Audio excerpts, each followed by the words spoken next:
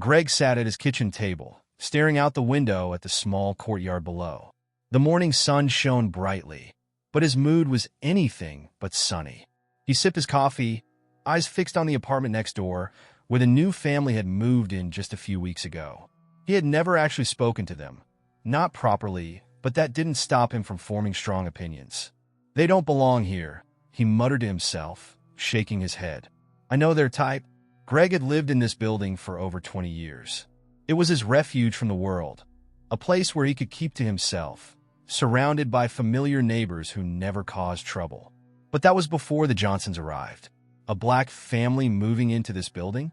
It made him uneasy. They were too different, too loud, too disruptive. His grip on the coffee mug tightened as he thought back to the first night they moved in. They had friends and family over to help, and Greg swore they were making noise well into the evening. He didn't even bother to introduce himself, just shut the blinds and grumbled about the inconsiderate new tenants. The next day, he filed his first complaint. He'd filed 5 more since then. A knock at the door interrupted his thoughts. Greg stood up slowly, his back stiff, and walked toward the sound, annoyed before he even opened it. Standing in the hallway was Mark Johnson, tall and broad-shouldered, wearing a friendly smile that Greg found immediately irritating. "Morning, Greg," Mark greeted cheerfully, as if they were old friends. "Just wanted to check in.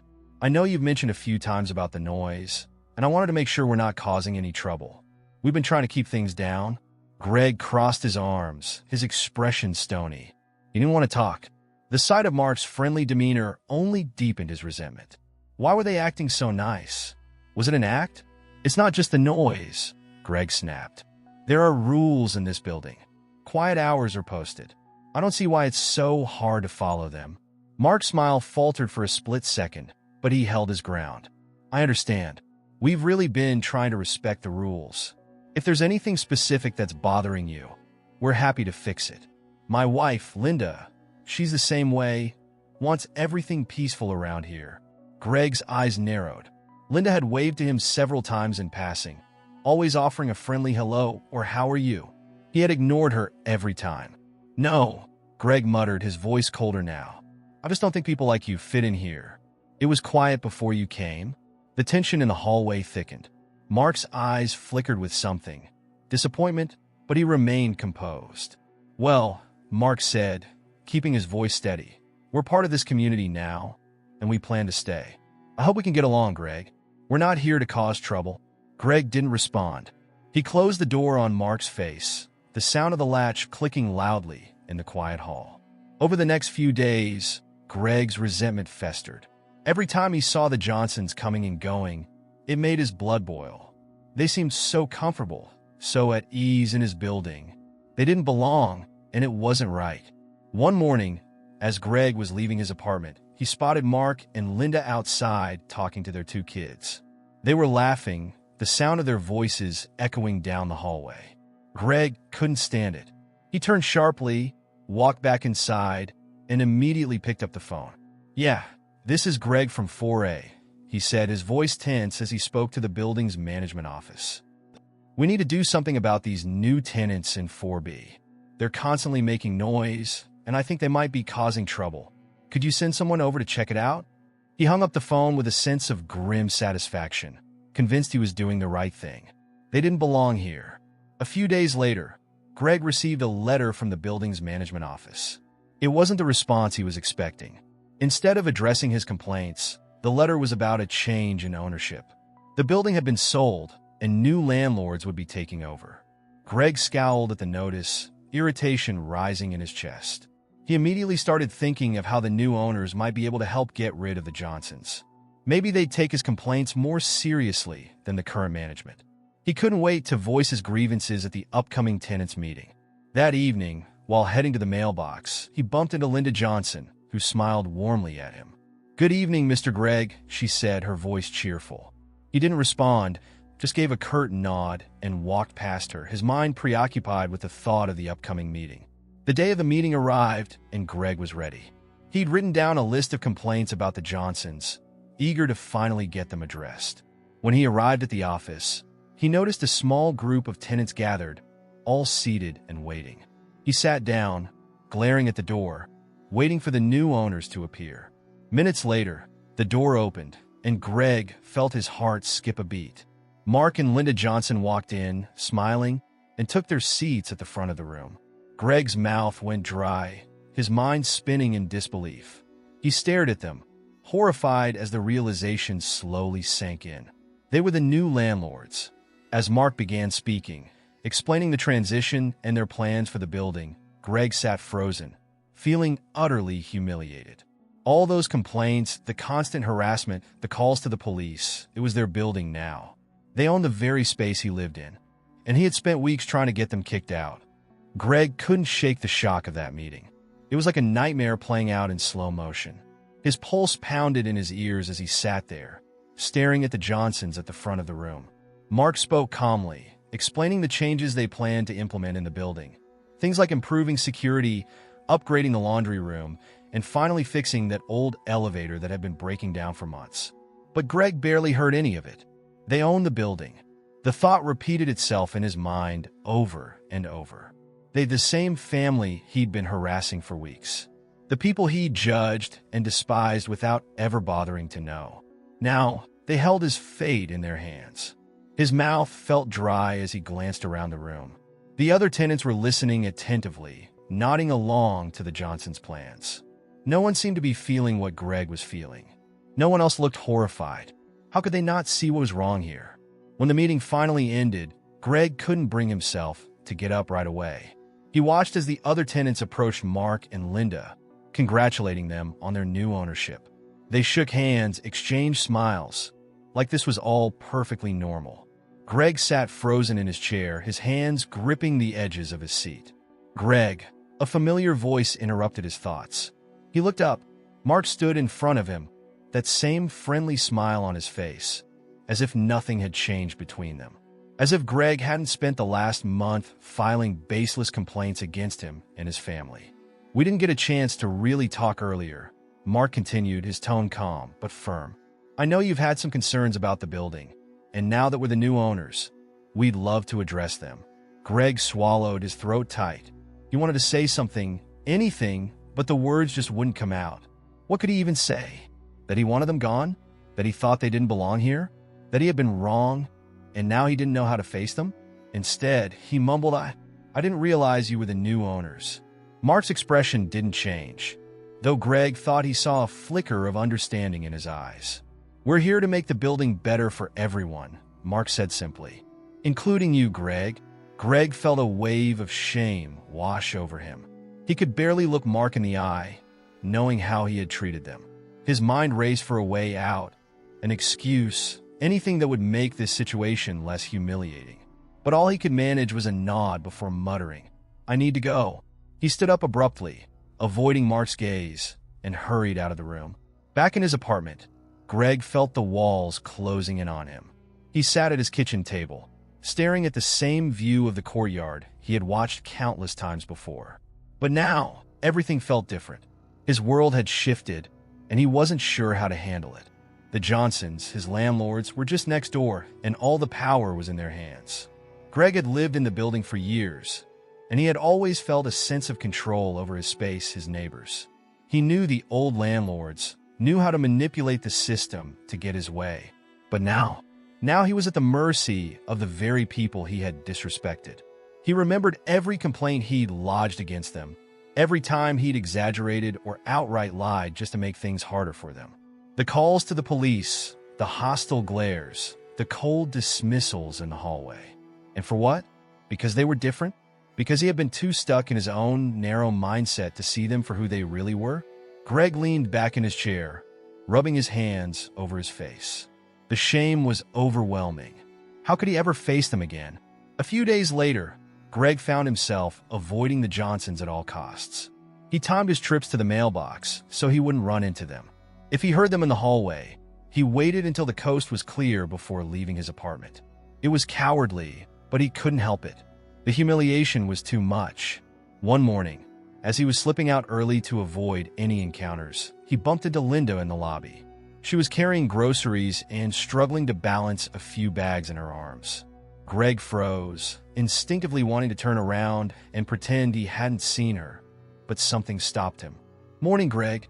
Linda greeted him cheerfully, as if nothing had happened, her smile warm and genuine. For a moment, Greg considered just walking away, continuing his avoidance strategy. But then he saw one of the grocery bags slipping from her grip. Before he could think, he stepped forward and caught it. "Here, let me help," he mumbled, not meeting her eyes as he took the bag from her. Linda's smile brightened. "Thank you. That's kind of you." Greg nodded awkwardly and followed her to the elevator, carrying the bag for her. It was a small gesture, but it felt monumental to Greg. His heart raced the entire time, and his mind kept replaying all the things he had done to make life difficult for them. In the elevator, there was a brief, awkward silence before Linda spoke again. "We're really looking forward to getting to know everyone better," she said softly, glancing at Greg. "We've always wanted to be part of a community where people look out for each other." Greg's stomach twisted with guilt. How could she be so kind after everything? How could she just act like nothing had happened? As they reached her floor and he handed back the grocery bag, he managed a quiet, "Sorry." Linda paused for a second, her eyes meeting his. She didn't ask for an explanation, didn't push him to say more. Instead, she gave him a small nod, her smile soft and understanding. "Thank you, Greg," she said, her tone gentle. "I appreciate the help." He nodded quickly, turning and hurrying back to the elevator, his heart pounding in his chest. "Sorry. It wasn't enough. Not even close, but it was a start." Greg couldn't escape the weight of his own guilt. Days passed, and though he'd made that small gesture of helping Linda with her groceries, the pit in his stomach had only grown deeper. He knew that a simple sorry wasn't nearly enough to make up for the weeks of harassment and disdain he'd thrown their way. Every time he crossed paths with the Johnsons, the shame surged inside him like a tidal wave, threatening to drown him. He still tried to avoid them when he could, slipping in and out of his apartment as quietly as possible, but it felt different now. Before, it had been out of pure resentment. Now, it was the bitter taste of humiliation that kept him hiding. Every time he saw them, it reminded him that they were not only better people than he had ever given them credit for, but also better than him.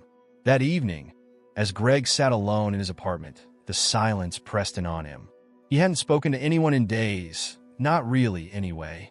The isolation that he once found comforting now felt suffocating. He looked at the list of complaints he'd made about the Johnsons, which still sat on his kitchen counter, mocking him. False accusations, every one of them. His thoughts were interrupted by the sound of laughter outside. Through the window, Greg spotted Mark in the courtyard, playing catch with his son, Malcolm. They were both smiling, their faces bright with joy. The scene stirred something inside Greg that he couldn't quite identify. Regret, envy, maybe both. He had spent so much time resenting the Johnsons that he'd missed what was right in front of him. A family just trying to live their lives, just like anyone else. With a heavy sigh, Greg stood up and went to the window, watching them from a distance. He'd always assumed that they were a problem, a disruption to the peace he valued so much. But now, watching Mark and his son laughing together, he realized how wrong he'd been. The real disruption had been his own bitterness, his refusal to let go of the narrow beliefs he'd held onto for so long. Greg's mind wandered to the letter he had received a week earlier from the building's management office, the one detailing the sale of the building. It hadn't gone into much detail at the time, just mentioning that the new owners were excited to maintain a positive community atmosphere. It wasn't until that fateful meeting that Greg understood the full weight of that letter. How it wasn't just some faceless landlord taking over, but the very family he had tried so hard to push out. I could lose everything, he thought, the realization sinking in once again. He wasn't just ashamed anymore. He was scared. He knew the Johnsons had every right to evict him, especially after everything he'd done. If he were in their shoes, he wouldn't think twice about kicking someone like him out. Suddenly, a knock at the door snapped him out of his thoughts. Greg's heart leapt into his throat. He knew who it would be, even before he opened the door. It was Mark standing there with his usual calm, polite demeanor. "Hey, Greg," Mark said, his tone friendly but direct. "Do you have a minute?" Greg's stomach churned. He hesitated, but nodded, stepping aside to let Mark in. As Mark entered the apartment, Greg realized how disheveled everything looked. The sink full of dishes, the piles of newspapers scattered on the table. It was the home of a man who had stopped caring about much of anything. Mark glanced around, but didn't comment on the mess. Instead, he gestured to the small, worn couch in the corner. "Mind if I sit?" "Go ahead," Greg muttered, his voice barely audible. He sat across from Mark, feeling like a child about to be scolded. There was a long silence before Mark finally spoke. "Look, Greg, I'm not here to make this awkward. I just want to have a real conversation." Greg swallowed hard, his hands gripping the armrests of his chair. "About what?" "About everything," Mark said gently. "About what's been going on between us. I know you've had a lot of complaints, and I tried to address them as best as I could. But I think we both know it's more than just the noise." Greg's face flushed. He wanted to argue, to defend himself, but the words died in his throat. He knew Mark was right. He'd built up walls around himself, fortified by years of resentment and ignorance, and now they were crumbling. There was no point in pretending anymore. Mark continued, his voice calm but firm. "I'm not going to pretend I don't know what this is really about. I get it. Maybe we don't look like the neighbors you're used to. Maybe you didn't expect a family like mine to move in. But that doesn't give you the right to treat us the way you have." Greg's heart pounded in his chest. Every word hit him like a hammer, breaking down the defenses he had tried so hard to keep up. "I'm sorry," Greg whispered, his voice cracking under the weight of the admission. I don't know why I acted that way." Mark nodded slowly, as if he had expected this. "It's not just about the complaints, Greg. It's about the way we live together as neighbors, as people. We all share this space. And for that to work, we need to have some basic respect for each other. That's all I've ever wanted." Greg looked down at his hands, unable to meet Mark's gaze. His chest tightened with guilt, the shame burning through him like fire. "I've been a terrible neighbor," he admitted, his voice barely above a whisper. "I was wrong." Mark sat back, his expression softening. "We all make mistakes, Greg. But what matters is how we move forward from here. I'm not asking you to become best friends with us overnight, but I am asking for respect. That's the least we can offer each other." Greg nodded, his throat tight with emotion. "I understand. I'll do better." For the first time, Greg saw a genuine smile on Mark's face. "That's all we're asking for, Greg. A chance to live in peace. No more drama. No more unnecessary complaints. Just a fresh start." Greg nodded again, feeling a strange sense of relief wash over him. It wasn't forgiveness. He knew that would take time. But it was a beginning, a chance to start undoing the damage he had done. Mark stood up, giving Greg a pat on the shoulder. "Take care, Greg. We'll see you around." Greg watched as Mark left the apartment, the door clicking shut behind him. The weight of everything that had happened still hung in the air, but for the first time in weeks, Greg felt like he could breathe. It wasn't going to be easy, but maybe, just maybe, things could change. The days that followed felt strange for Greg. There was a noticeable shift in the air, something subtle but undeniable. He no longer had the same gnawing resentment toward the Johnsons. Instead, it was replaced by a quieter, more complicated emotion, regret. He knew he had made a mess of things, but for the first time, he felt a strange, unfamiliar desire to make amends. Greg went about his routine cautiously. He still avoided unnecessary interactions with his neighbors, but the hostility was gone. When he saw Mark or Linda in the hallway, he offered them a nod or a quick hello instead of the cold shoulder. It wasn't much, but it was more than he'd ever offered before. And though his pride still stung from the humiliation of learning they were his landlords, Greg knew he had to change, or he'd never be able to live with himself. One evening, as Greg sat at his kitchen table, the silence in his apartment seemed louder than usual. He found himself thinking back to that conversation with Mark. The way Mark had spoken to him, calm, firm, but not unkind, had stuck with him. It could have gone so much worse. They had every right to throw him out, but they hadn't. They'd shown him a kind of patience and grace that he never would have expected. He sighed, running a hand through his graying hair. Maybe it was time to start showing a little more grace himself. The next morning, Greg found himself standing in the elevator with Linda. She was holding a stack of papers, likely some work she was taking home. As the door slid shut, Greg glanced over at her. feeling the awkward tension fill the small space. "Morning," he said, his voice rough from lack of use. He hadn't spoken to her directly since the day he'd helped with the groceries. Linda smiled, clearly surprised by the greeting. "Good morning, Greg. How are you?" He hesitated. The words felt heavy on his tongue, but he pushed them out. "I've been all right. You?" "Busy, but good," she replied, her tone bright. "Trying to keep everything running smoothly in the building. We've had a few maintenance issues, but we're getting them sorted." Greg nodded, unsure how to keep the conversation going. This isn't normal for me, he thought. I don't do small talk, but something compelled him to continue. I noticed you've been making some improvements around here," he said awkwardly, nodding toward the building's lobby as the elevator doors opened. "The place looks better." Linda's eyes softened, and she smiled warmly. "Thanks, Greg. We're really trying to make it a nice place for everyone. I appreciate that you noticed." There was a beat of silence as they stepped out of the elevator together. Greg could feel his heart pounding in his chest, a mix of nerves and something else, maybe guilt. Maybe the need to finally get things off his chest. He stopped walking and turned to her, taking a deep breath. "Look, Linda, I know I've been a terrible neighbor. I was wrong about everything. I judged you and your family without ever really knowing you." Linda stopped, too, her expression thoughtful, but not unkind. Greg swallowed, feeling the weight of his words. "I made your lives harder for no reason. And I'm sorry," he said, his voice low and rough.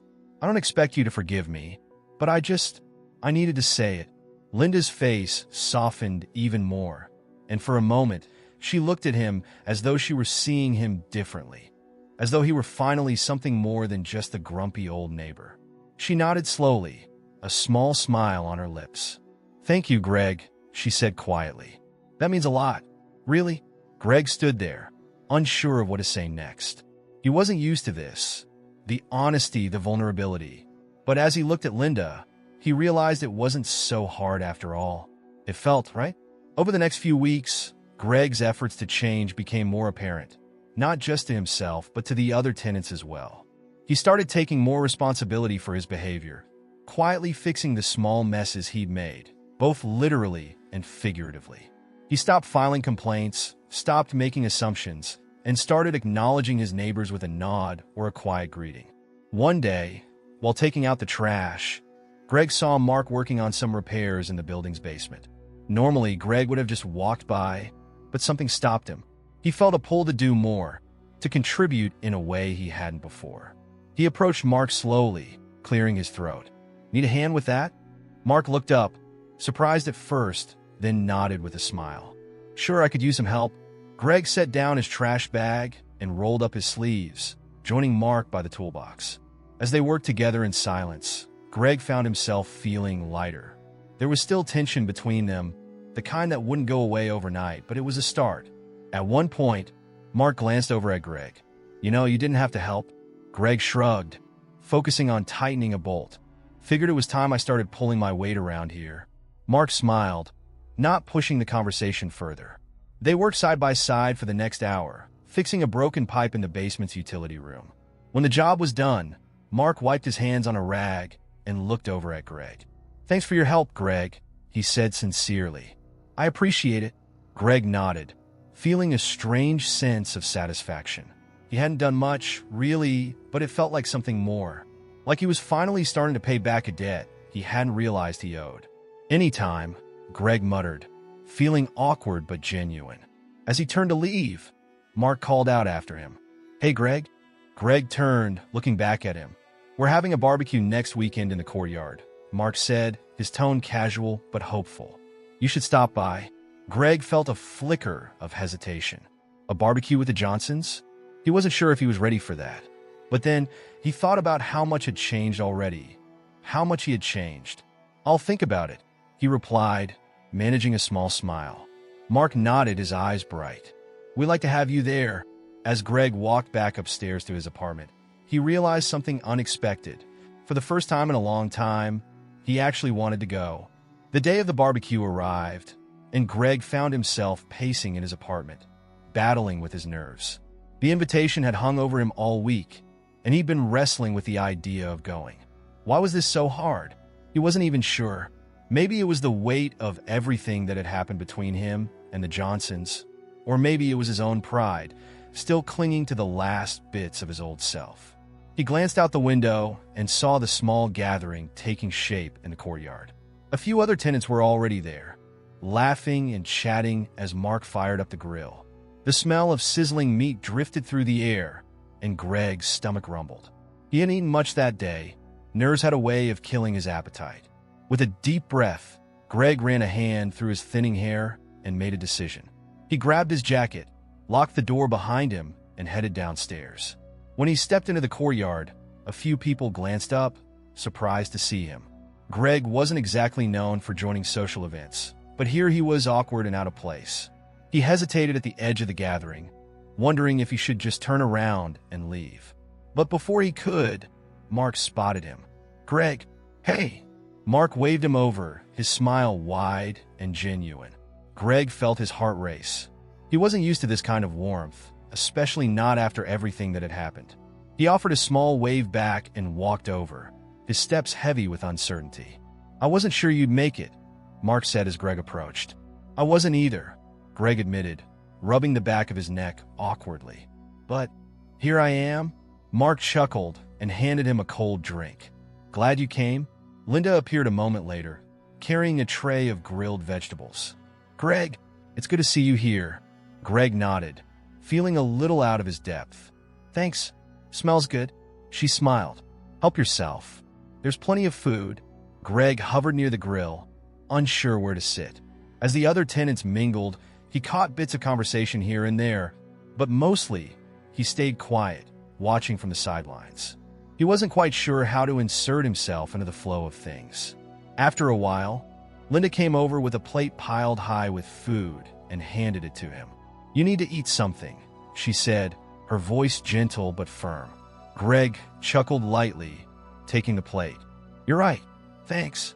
He sat down at a small table near the edge of the gathering, slowly picking at the food. It was good, but his mind was elsewhere, reflecting on how drastically his life had changed in the last few months. He had gone from trying to get this family kicked out of the building to sitting at their barbecue, eating food they had cooked for him. As he sat there, lost in thought, Malcolm, the Johnson's son, wandered over and sat next to him. The boy was maybe 10 years old, with a quiet, curious look in his eyes. "Hi," Malcolm said, his voice shy but friendly. Greg blinked, surprised by the sudden company. "Hey there. You live next door, right?" Malcolm asked, swinging his legs under the chair. "Yeah," Greg replied, a bit awkward. "I do." There was a brief pause before Malcolm spoke again. "My dad says you're pretty good at fixing things." Greg raised an eyebrow. "He did?" Malcolm nodded. "He said you helped him fix the pipe in the basement." Greg couldn't help but smile a little. "Yeah, I guess I did." The boy's face lit up. "Cool. I want to learn how to fix stuff like that." Greg felt a strange warmth in his chest. He hadn't expected this, a kid looking up to him. He had spent so long seeing himself as the angry old man in the building, the guy everyone avoided. But here was Malcolm, talking to him like he was someone worth knowing. "Well," Greg said slowly, "maybe I can show you a thing or two sometime. If it's all right with your folks?" Malcolm grinned. "That'd be awesome."